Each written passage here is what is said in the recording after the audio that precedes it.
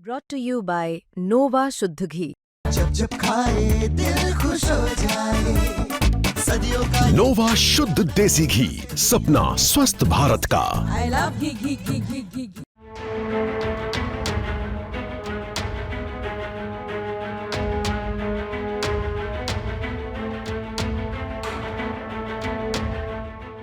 ये तस्वीरें देखिए, कैसे ये चंद पुलिस वाले एक डॉक्टर के कंधे पर हाथ रखकर उसको ले जा रहे हैं।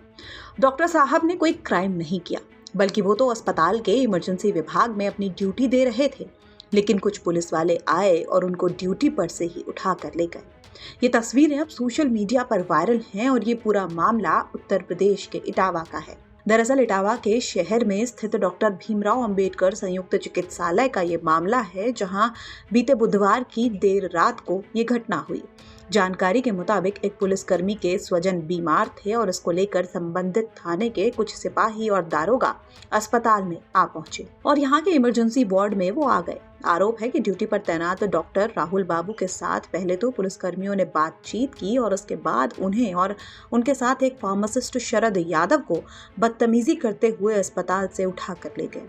इस घटना का एक तरफ जहां सीसीटीवी फुटेज वायरल हो रहा है, तो वहीं दूसरी तरफ इस पूरे मामले को लेकर डॉक्टर्स ने भी हड़ताल कर दी है। इसके चलते स्वास्थ्य सेवाएं भी बाधित हो गई हैं। सभी मेडिकल के स्टाफ ने मांग रखी है कि ये एक तरह की गुंडागर्दी और गलत तरीके का व्यवहार है और इस पर दोषी पुलिसकर्मियों पर कार्रवाई हो, उसके बाद ही वो काम करेंगे।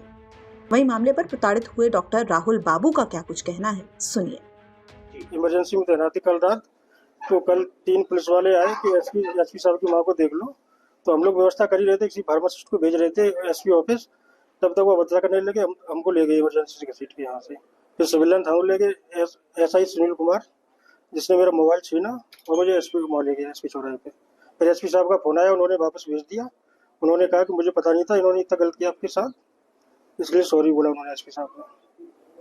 अच्छा, तो क्या मतलब जब वो आए थे उनकी माँ बीमार थी, तो आपसे चलने के लिए कहा था या किस तरह की भद्रता? हमसे ये कहा था कि चलने के लिए, मतलब कि आप किसी स्टाफ को भेज दो, बार भेज दो।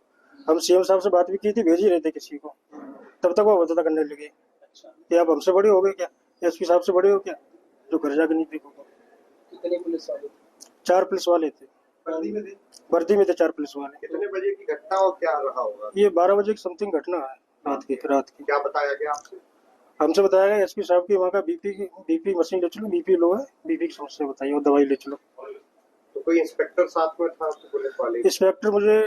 इंस्पेक्टर वो अनीस मुनीर नाम था, दरोगा था, वो साथ था। तो आपने कहा नहीं कि बदतमीजी में किस तरह से? नहीं, हमने कहा हम इमरजेंसी छोड़ के नहीं जा सकते, हमारे पेशेंट बहुत थे, वो इमरजेंसी बहुत भीड़ लगी थी, हम किसी स्टाफ को भेज रहे हैं, कोई स्टाफ फ्री हो जाएगा तो भेज रहे हैं। तो मतलब किस तरह का बर्ताव किया? वो सुनील कुमार ने बहुत गंदा बर्ताव किया, मोबाइल छीना और कह रहा था लोग बंद कर देंगे, तुम तो हमसे बड़े, तुम्हारी हम चर्चा हम करते हैं, तो मुझे वो नहीं करो।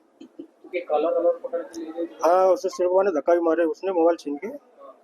इंस्पेक्टर जो सिविल लाइन का इंचार्ज है उसने। अच्छा, आप अकेले डॉक्टर? नहीं, हमारे साथ सरद यादव फार्मासिस्ट और थे, उन्हें और उठा ली गई थी। दोनों लोगों को। क्या आप चाहते हो? हम लोग चाहते हैं इंसाफ चाहते हैं, बस क्या आगे से ऐसी भद्रता ना हो कभी, क्योंकि आप डॉक्टर हैं, लोगों की जी, जान बचाते हैं। तो आपके मन में क्या है?